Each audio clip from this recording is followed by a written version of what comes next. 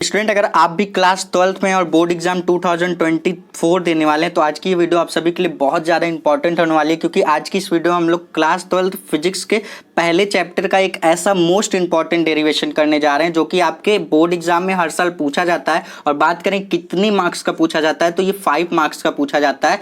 तो ये डेरिवेशन बहुत ही ज़्यादा इंपॉर्टेंट है आपके एग्जाम के पॉइंट ऑफ व्यू से। इसको मैं A to Z सारी चीज़ें बताता चलूंगा, तो आप कॉपी पेन लेकर के साथ ही साथ में नोट करते चलिएगा, या फिर आप वीडियो को एक बार देखने के बाद फिर आप इसकी नोट्स बना सकते हैं। सो स्टूडेंट, हेडिंग आपको इस तरीके से दी जाएगी, विद्युत द्विध्रुव के कारण अच्छी स्थिति में विद्युत क्षेत्र की तीव्रता कैसे करना है वो मैं आपको बताऊंगा। देखिए, आपको पूछा जाएगा एक अच्छी स्थिति में, एक निरक्षी स्थिति में। तो पहले हम अच्छी स्थिति वाला कर लेते हैं, उसके बाद हम लोग निरक्षी स्थिति वाला देखेंगे। तो अच्छी स्थिति में यानी कि एक्सिस पे आपको क्या करना है, एक द्विध्रुव, देखिए हेडिंग से समझिएगा, द्विध्रुव के कारण अच्छी स्थिति में विद्युत क्षेत्र की तीव्रता, यानी कि हमें द्विध्रुव यानी कि एक डाइपोल बनाना है और उसको क्या करना है, एक्सिस पे रखना है। जैसे ये वाई एक्सिस हो गया, ये एक्स एक्सिस हो गया, तो ये अच्छी स्थिति यानी कि एक्स एक्सिस पे हमें क्या करना है, उसको रखना है और उससे कुछ दूरी पर एक पॉइंट लेना है, उसी पर हमें विद्युत क्षेत्र की तीव्रता निकालनी है। आओ इसको मैं आपको सबसे पहले तो आप इसका फिगर समझो कि किस तरीके से बनेगा। सबसे पहले हम क्या करेंगे, एक डाइपोल बनाएंगे। जैसे यहाँ पे एक मैंने पॉइंट यहाँ पे रख दिया, इसको माइनस क्यू का चार्ज दे दिया, नाम दे दिया, और एक पॉइंट चार्ज मैंने यहाँ रख दिया, इसको प्लस क्यू का चार्ज दे दिया। अब ये दोनों क्या किया, यहाँ से यहाँ तक का जो डिस्टेंस है, यहाँ से यहाँ तक का डिस्टेंस मैंने कितना मान लिया, 2L मान लिया। कितना, 2L मान लिया। ठीक है, मतलब पूरे जो रॉड है, मान लो पूरे पोल की लंबाई कितनी है, 2L है। अब इस रॉड के बीचों बीच आपको क्या करना है, एक ऑब्जेक्ट रखना है जिसको मैंने O से दिखा दिया।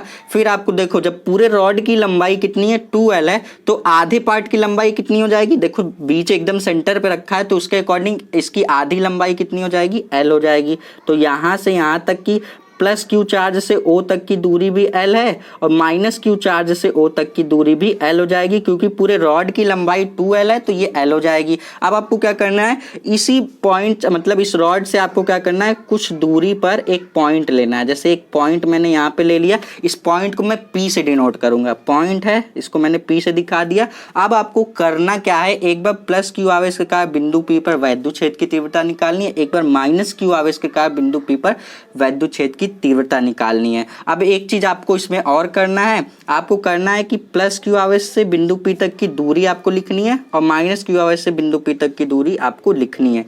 देखो हम क्या करेंगे, ये जो ऑब्जेक्ट है, ये जो हमने ऑब्जेक्ट लिया है, इस ऑब्जेक्ट से पॉइंट जो P लिया है यहाँ तक की दूरी को हम लोग कितना मान लेते हैं, R मान लेते हैं। ठीक, ध्यान से सुनना, ये फिगर अगर आप समझ गए तो इसी में सारी चीजें छुपी हुई हैं। अगर आप इसको बनाना सीख गए तो आप डेरिवेशन बिल्कुल आसानी तरीके से कर ले जाएंगे। तो यहाँ से मतलब ऑब्जेक्ट से पॉइंट P तक की जो दूरी है वो कितनी है, R है। कितनी, R।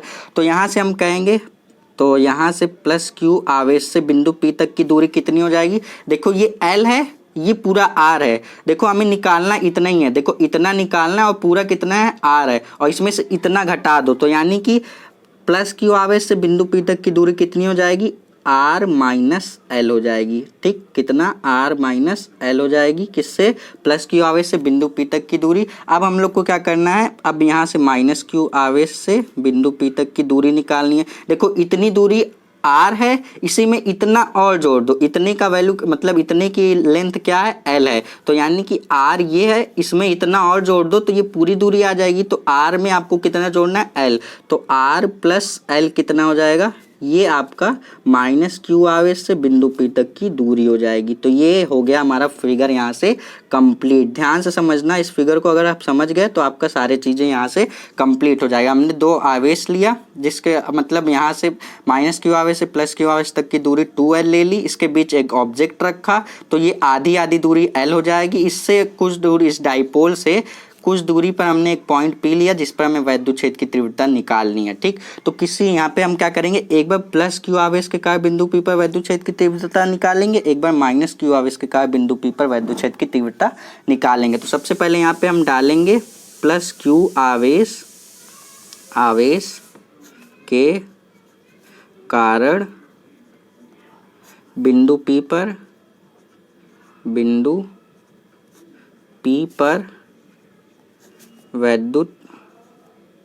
विद्युत क्षेत्र की तीव्रता, विद्युत विद्युत क्षेत्र की तीव्रता, तो ये हमने डाल दिया।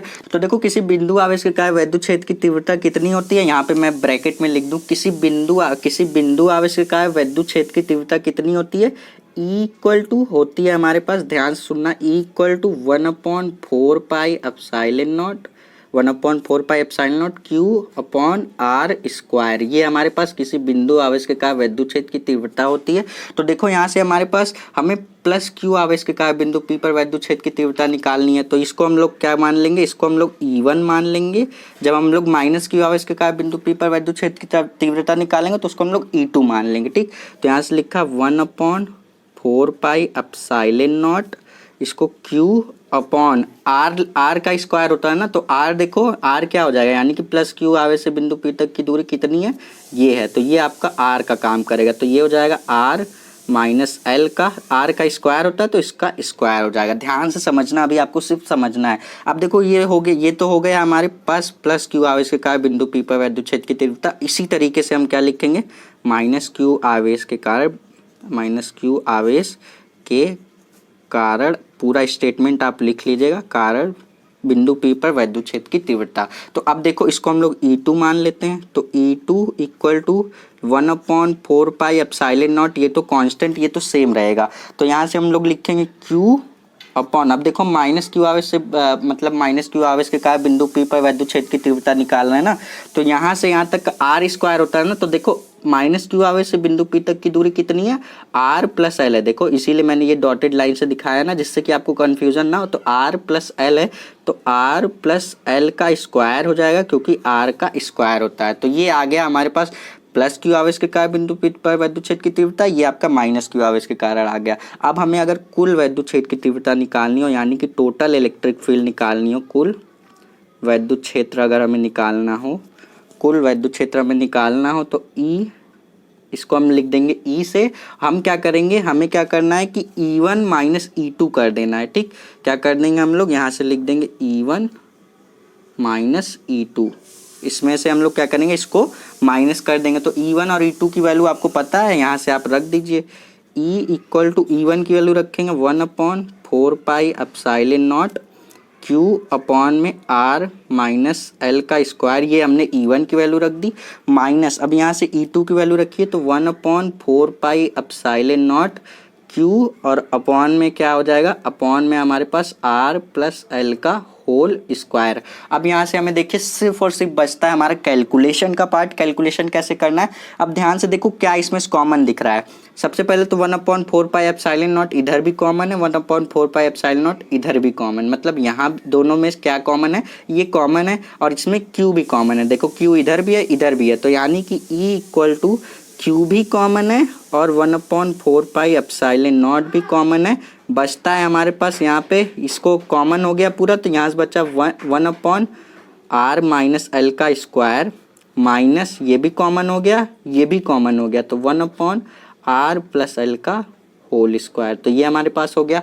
अब देखो यहाँ से हम कैलकुलेशन करेंगे। मैथ वाले स्टूडेंट जितने भी होंगे वो तो कर ले जाएंगे, बायो वालों को थोड़ा सा दिक्कत होगी। अब देखो हमें करना क्या है, अब हमें इसका एलसीएम लेना है। इसका करिए क्रॉस मल्टीप्लाई, इधर इसका इधर करिए, इसका इधर करिए, तो यहाँ से R प्लस एल का स्क्वायर, बीच में माइनस है, R माइनस एल का होल स्क्वायर, अपॉन में इसको आप क्या करेंगे, ये देखिए आपका क्या बन जा रहा है, ये बन जा रहा है आपका a minus B, a plus B, इसको स्क्वायर में लिखेंगे तो यहाँ से लिख देंगे R square minus L square का होल स्क्वायर, ये बन रहा है a plus B, a minus B, तो ये हमारे पास a माइनस बी का होल स्क्वायर का फॉर्मूला बन जाएगा। तो यहाँ से हम लिखेंगे E equal to Q upon 4 pi epsilon not.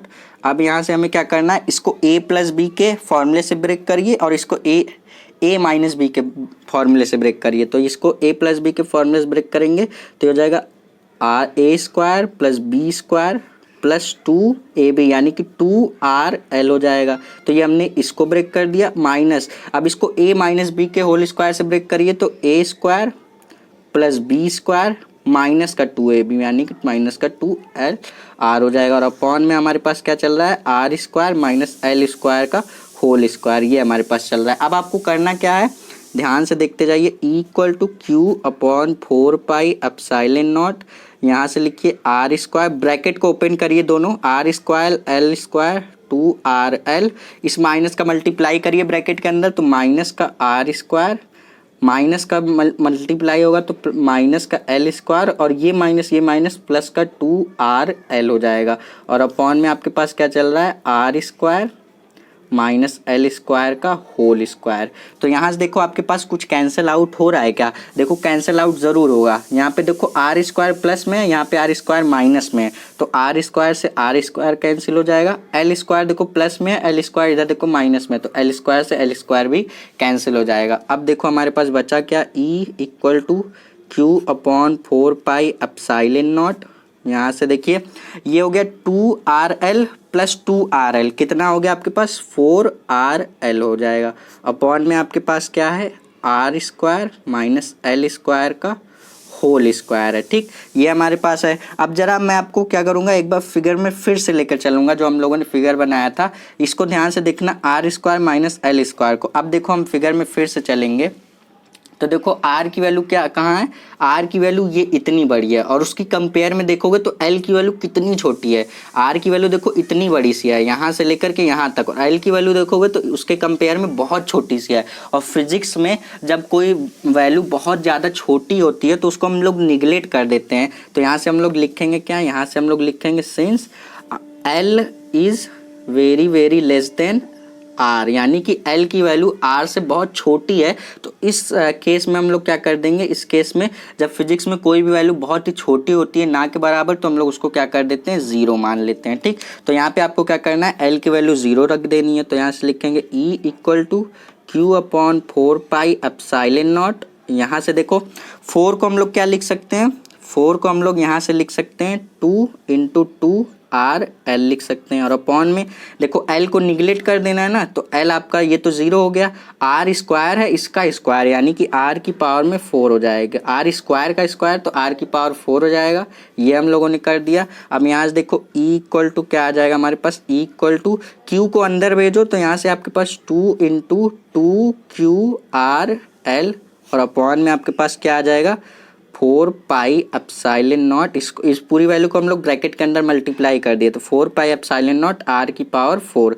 तो यहाँ से देखो एक आर से एक आर आपका कैंसिल आउट हो जा रहा है। अब यहाँ से हम लोग देखते हैं क्या, P इक्वल टू 2QL, हमारे पास Q हमारे पास आवेश होता है और L क्या होता है हमारे पास, उसकी दूरी होती है। तो ये हमारे पास फॉर्मूला होता है। तो यहाँ से देखो ये 2QL, इस पूरे वैल्यू मतलब 2QL के जगह पे हम P रख देंगे। तो यहाँ से लिखेंगे E इक्वल टू 2 × 2QL के प्लेस पे हम क्या कर देंगे, P रख देंगे, और अपॉन में क्या कर देंगे, अपॉन 4πε0। एक आर कैंसिल हो गया तो आर की पावर 3 बच गया आपके पास। यहाँ से हमारे पास आया क्या, E इक्वल टू 1/4πε0। ये हमारे पास तो ऐसे ही बचा रहेगा। देखो हम इसको थोड़ा ढंग से लिख रहे हैं, तो यहाँ से हमारे पास 2P और अपॉन में आर की पावर 3 आ गया। तो ये आ गया हमारे पास किसके लिए, ये हमारे अच्छी स्थिति के लिए आ गया। तो यहाँ से हम लोग लिखेंगे ये किसके लिए हमारे पास, अच्छी स्थिति, यानी कि एक्सिस पर। अभी हम लोग को एक और देखना है निरक्षी स्थिति के लिए। तो ये हमारे पास अच्छी स्थिति में, जब कोई आपसे पूछे किसी बिंदु आवेश के मतलब वैद्युत द्विध्रुव का अच्छी स्थिति में वैद्युत क्षेत्र की तीव्रता क्या होती है, तो आप लिखोगे E इक्वल टू 1/4πε0। ये तो आपका कांस्टेंट रहता है, बताओगे 2P/r³। तो ये आपका बहुत ही इंपॉर्टेंट फॉर्मूला है, ये डेरिवेशन भी पूछा जाता है, और इस पर बेस्ड आपके ये जो फॉर्मूला दिख रहा है, इस पर बेस्ड आपके बहुत ढेर सारे न्यूमेरिकल भी पूछे जाते हैं। तो इस डेरिवेशन को आप एक बार फिर से देख लीजिए, और इसीलिए मैं कह रहा हूँ साथ ही साथ में आप नोट भी करते रहेंगे तो आपको अच्छी तरीके से समझ में आएगा। इस फिगर को अगर आप समझ लेंगे तो ये डेरिवेशन आपके लिए कुछ भी नहीं है, सिर्फ और सिर्फ कैलकुलेशन का पार्ट बचता है हमारा। सो आई होप कि आपको ये डेरिवेशन अच्छी तरीके से समझ में आया होगा। फिर भी कोई भी डाउट है तो आप सीधे कमेंट बॉक्स में कमेंट करके पूछ सकते हैं। और स्टूडेंट जाने से पहले आपसे एक रिक्वेस्ट है कि जाने से पहले अगर आप चैनल पर नए हैं तो चैनल को सब्सक्राइब कर लीजिएगा। मिलेंगे नेक्स्ट वीडियो में किसी अगले इंपॉर्टेंट टॉपिक के साथ।